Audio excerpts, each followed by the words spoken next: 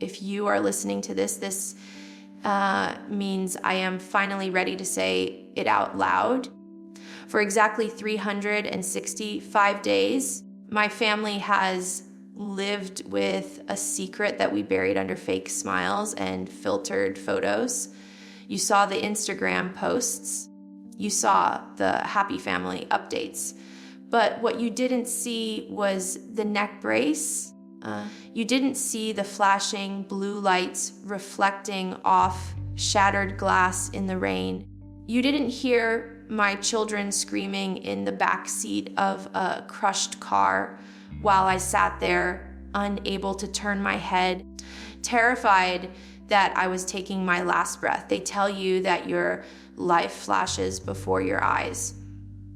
But for me, it wasn't my life, it was their future. We almost died on that highway. And the reason we hid it from you is the darkest part of the story. I'm Jill Dillard, and this Unexposed is the truth about the crash. To understand the crash, you have to understand the morning. That Tuesday started so dangerously normal. That's the thing about tragedy that nobody tells you. There is no ominous music playing in the background. The sky doesn't turn black. It just looks like a Tuesday. I remember waking up before the alarm. The house was quiet, the kind of quiet you only get for 5 minutes before three boys wake up and turn the world into a playground. I made coffee. I remember standing in the kitchen, looking out the window at the gray clouds gathering over the trees. It had been raining on and off all week, but that morning the air felt heavy, humid, sticky. Derick came into the kitchen looking for his keys. He was stressed about work, checking his emails on his phone while trying to pour a bowl of cereal. We were rushing. We were always rushing, it seems. Remember feeling annoyed because we were 10 minutes behind schedule. Isn't that funny? I was worried about being 10 minutes late when in reality, we were rushing towards something that would stop our clock entirely. I got the boy dressed. Frederick was fighting me on his socks. He wanted the blue ones, not the white ones. His safety being more expopulate. Samuel couldn't find his favorite dinosaur toy. Israel was asking 100 questions about where we were going. It was chaotic. It was loud. It was beautiful. I distinctively remember strapping Frederick into his car seat. I pulled the strap tight, maybe a little tighter than usual without even thinking about it. I kissed his forehead. He smelled like baby shampoo and milk. I closed the heavy car door with a thud. That sound, that heavy metallic thud of the door closing. I hear it in my nightmares now because once that door closed, we were sealed in. We were in the bubble. We pulled out of the driveway at 9:15 a.m. I looked back at the house as we drove away. I didn't know that the next time I would see that house, I would be in a wheelchair, unable to walk up the front steps without help. We turned onto the main road. The windshield wipers swished back and forth, swish, swish, swish, a rhythmic, hypnotic sound. Derick reached over and squeezed my hand. He said, it's going to be a good day. And for 20 minutes, we were just a family in a car, safe. Together, we had no idea that a mile down the road, a truck was speeding toward us, losing control on the wet asphalt. We were driving straight into a nightmare, and we didn't even tap the brakes. You know how they say time slows down? It really does. I remember seeing the truck drift over the line. It wasn't fast. It looked almost graceful, like a slow motion dance. I remember thinking that truck is too close. My brain couldn't process the danger fast enough to scream. Derick saw it a split second before I did. I felt the car jerk violently to the right. He slammed on the brakes and tried to swerve. The tires screeched against the wet pavement, that high-pitched scree that makes your teeth hurt. And then the world ended. Whum. It wasn't just a noise. It was a physical force. It felt like a giant hand had reached down and slapped our car off the face of the earth. The sound of metal, crushing metal, is something I can feel in my bones even now. It's a grinding, tearing sound. Glass exploded everywhere, showering down like rain. I remember seeing the dashboard buckle. The airbags deployed with a deafening pop, filling the car with white powder and the smell of burning chemicals. We spun twice. The horizon blurred, gray sky, green grass, gray asphalt, spinning over and over until I didn't know which way was up. My head snapped back against the headrest so hard I saw stars. I couldn't breathe. The seatbelt locked against my chest like a steel trap, squeezing the air out of my lungs. And then we stopped. The violent motion ended as abruptly as it began. We were facing the wrong way on a highway. Steam was hissing from the hood.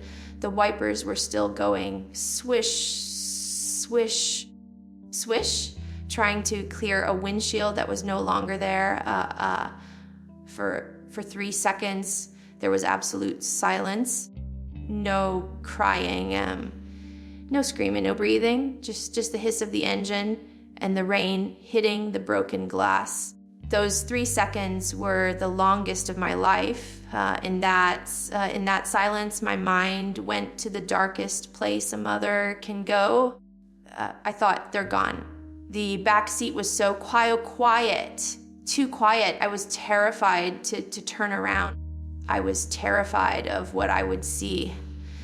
I tried to say Derick's name. My mouth opened, but no sound came out.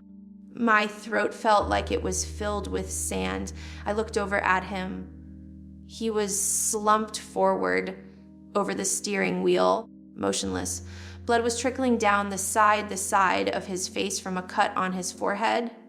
Derick, I whispered. It sounded like it was coming from someone else. Derick?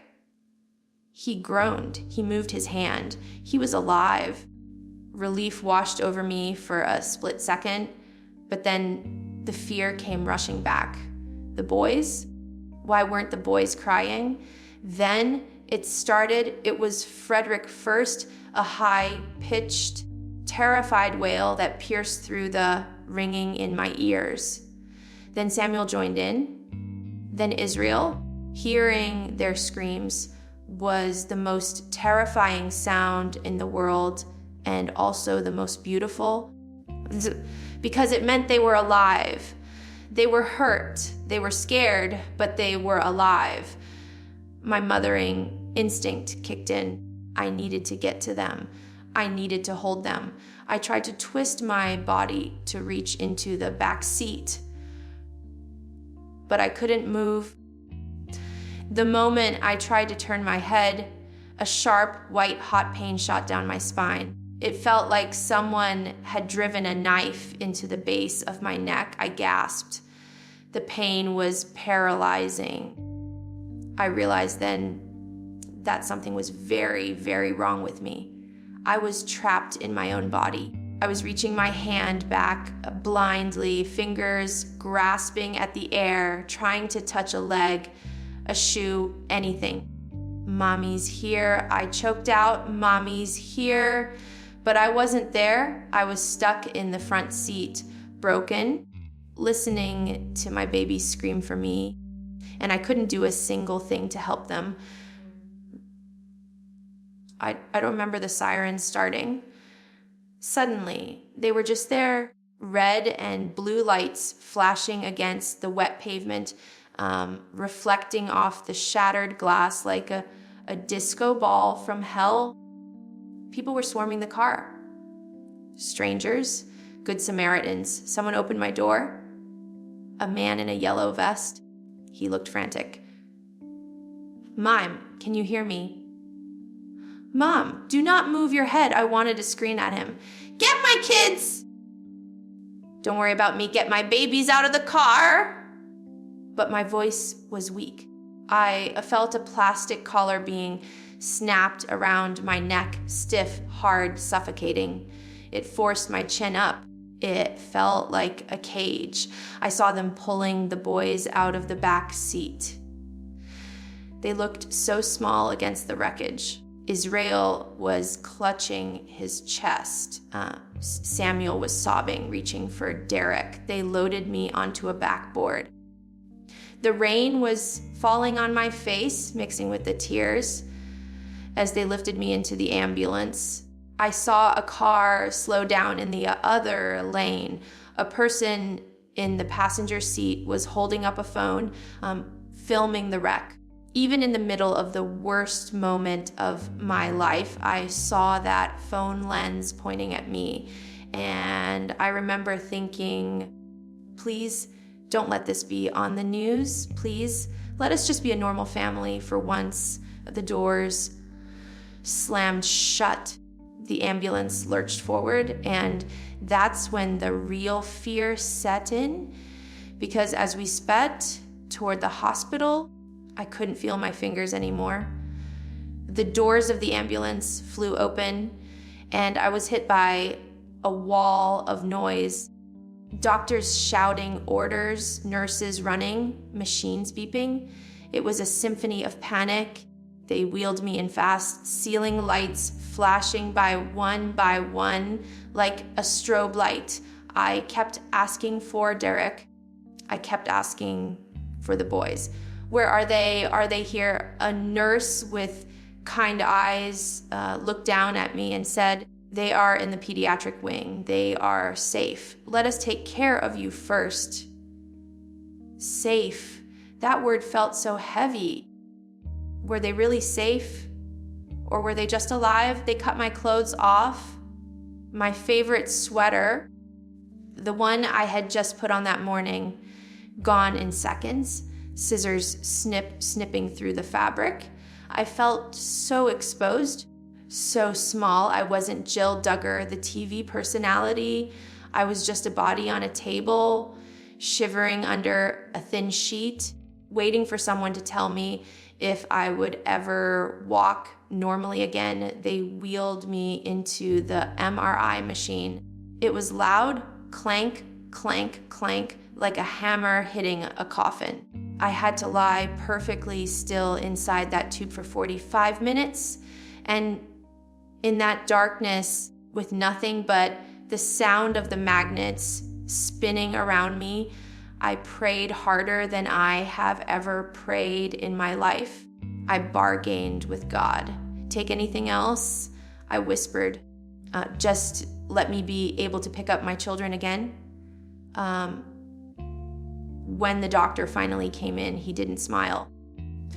That's when my stomach dropped. He pulled up the x-rays on a glowing screen. He pointed to a vertebrae in my neck. "You see this?" he asked. "You are incredibly lucky. It's a strange word to hear when you are strapped to a bed. He explained that the impact had caused severe whiplash and a fracture a few millimeters to the left, and the spinal cord would have been severed a few millimeters to the right, and I wouldn't be having this conversation. "You're going to need this," he said, holding up a hard gray neck brace. "For months, maybe longer." He put it on me. It was tight. It pushed my chin up, forcing me to look at the ceiling. It felt like a prison, but it was also my lifeline. Without it, my neck couldn't support the weight of my own head. Derick came in a few minutes later. He had a bandage on his head and his arm was in a sling. We didn't say a word. We just looked at each other and cried. Two survivors in a sterile room, realizing that the life we knew that morning was gone. We were broken, but we were still here. Getting to the boys was the hardest mile I've ever walked, even though it was just down the hall. When I saw them, my heart shattered. Israel had a bruised seatbelt mark across his chest, purple and angry against his pale skin. Samuel was sitting on a hospital bed, holding a teddy bear, so tight his knuckles were white. He wasn't crying anymore. He was just staring at the wall, that 1,000-yard stare on a child. It haunts you. Frederick was sleeping in a crib they had brought in. He looked so peaceful, but every few seconds he would twitch, like his body remembered the impact even in his sleep. I wanted to run to them, scoop them up, spin them around. But I couldn't. I could barely walk. I couldn't bend down. I had to sit in a chair and have them come to me. I couldn't even nod my head aye, or no to comfort them. I had to learn to hug them with my words because my body was failing me that night in the hospital. Listening to the monitors beep, I realized the bruises would fade. The cuts would heal, but the fear in their eyes, that was going to take much, much longer to fix. Then came the question, and the one that would define the next year of our lives. Derick looked at me, phone in his hand. It was buzzing with notifications, fans asking about a new recipe, press asking for comments on some family drama back in Arkansas. Do we tell them? He asked. I looked at my phone. I imagined the headlines. Giallo de GJR, Ianiar, Fe TL Kierasich, TR GDS Tarkis THC Delalayers. I imagined the paparazzi camping out the hospital. I imagined people dissecting the crash, blaming Derick, blaming the car, blaming me. I looked at my boys, finally asleep. They needed peace. They didn't need cameras. They didn't need strangers praying for them on Facebook while speculating about our insurance. No, I said, we tell no one. It wasn't about lying. It was about protection. We needed a cocoon. We needed to heal without an audience. So we made a pact right there, and in room 304, we would disappear.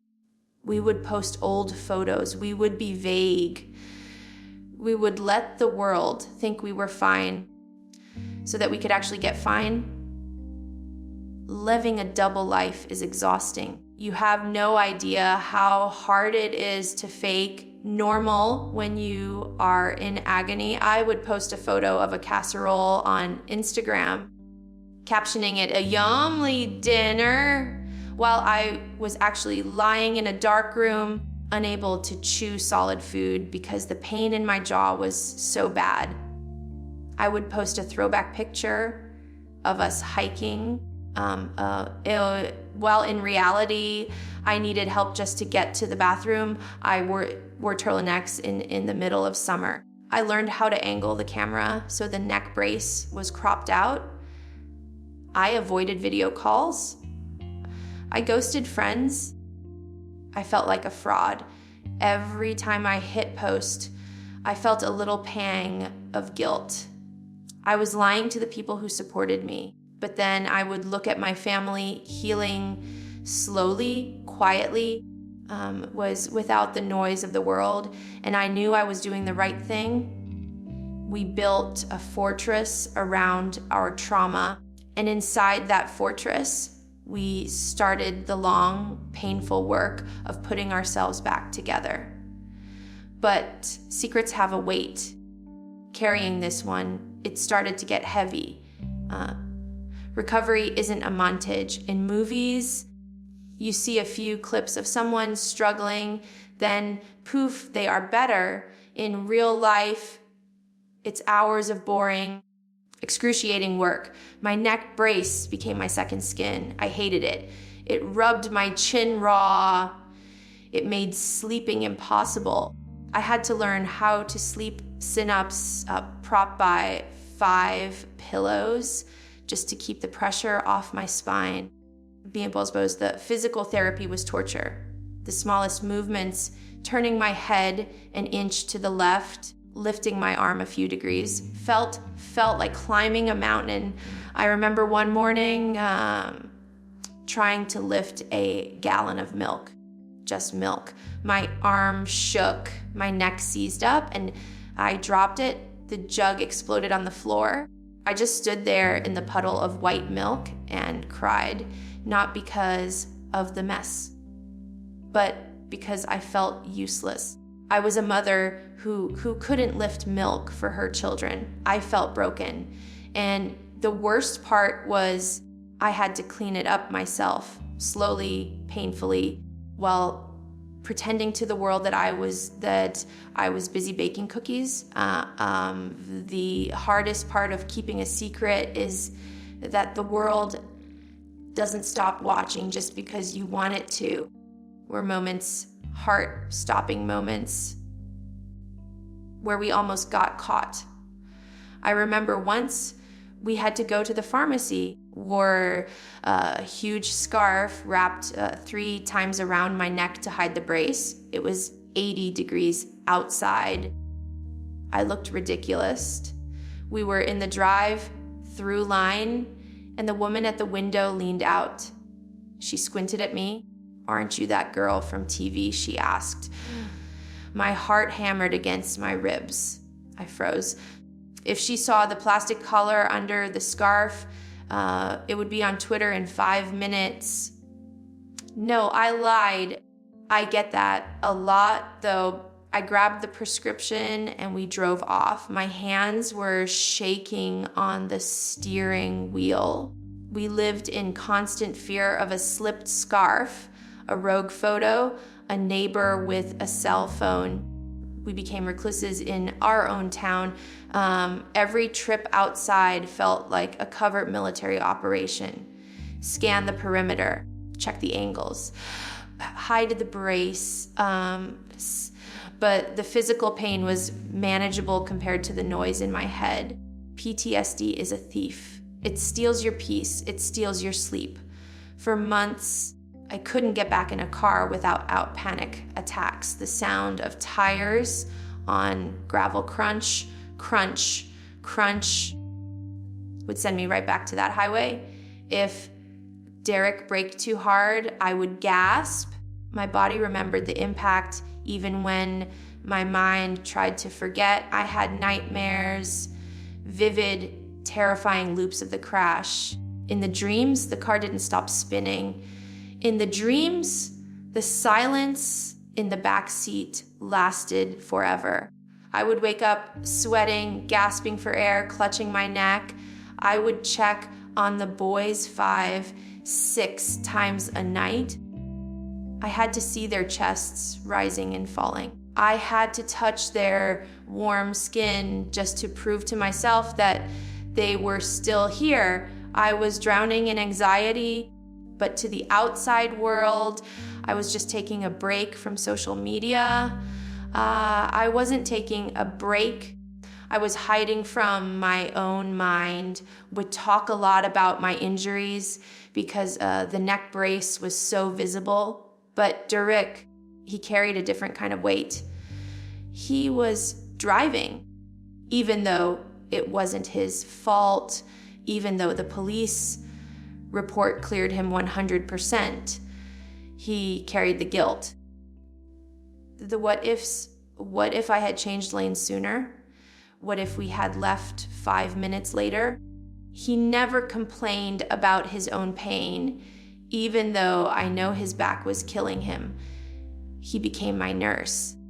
He washed my hair when I couldn't lift my arms. He helped me dress. He drove the boys to school while fighting his own flashbacks behind the wheel. I watched him aged 10 years in 10 months. The stress lines on his face got deeper. He was holding up the sky for our family, terrified that if he let go, we would all be crushed. We didn't just survive the crash, we survived the pressure cooker that came after it. The turning point came on our anniversary. We were looking through old photos on my phone. We scrolled past the fake posts, the ones we staged to look happy. And then we hit the real ones, the ones only we had seen. The selfies in the hospital bed, the bruised faces, the fear in our eyes.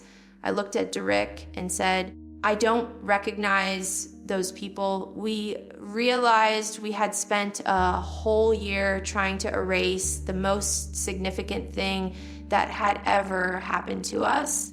We were treating our survival like a shameful secret. Why? Because we were afraid of judgment. Because we didn't want petty. I realized that by hiding the crash, I was hiding the miracle. We walked away. We were breathing. My children were playing in the next room. That wasn't something to hide. That was something to shout about. I was done with the scarves. I was done with the lying. I looked at him and said, I think I'm ready to tell them. And that is why we are here today. The day we decided to post about it, my hands were shaking just like they were in the ambulance. We had drafted the caption for days. How do you summarize a year of pain in a few paragraphs? How do you explain the silence without sounding like you were deceiving people? I selected the photo. It wasn't a pretty one. It was me in the hospital bed, bruised with that gray plastic collar around my neck. It was raw. It was ugly. It was real. Derick sat beside me on the couch. The house was quiet. The boys were asleep. Are you sure? He asked. I looked at the screen. My finger hovered over the share button. I'm sure, I whispered. I pressed it, and then I put my phone face down on the table. I couldn't look. I was terrified of the comments. I was terrified people would say we were doing it for attention.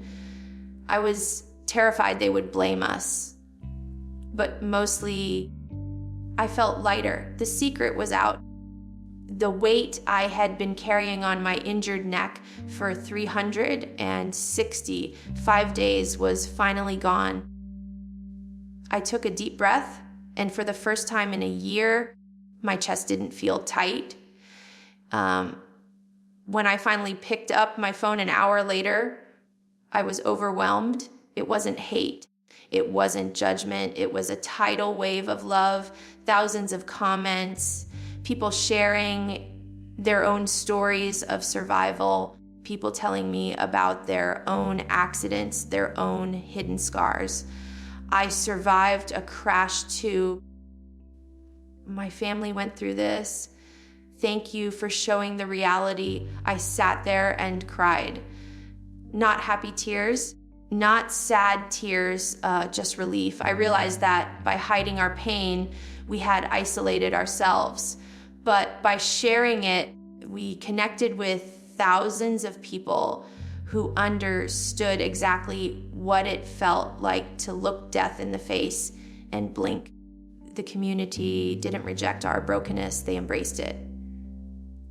And in that moment, I realized that vulnerability isn't a weakness, it's a bridge. It's the only way we truly find each other in the dark.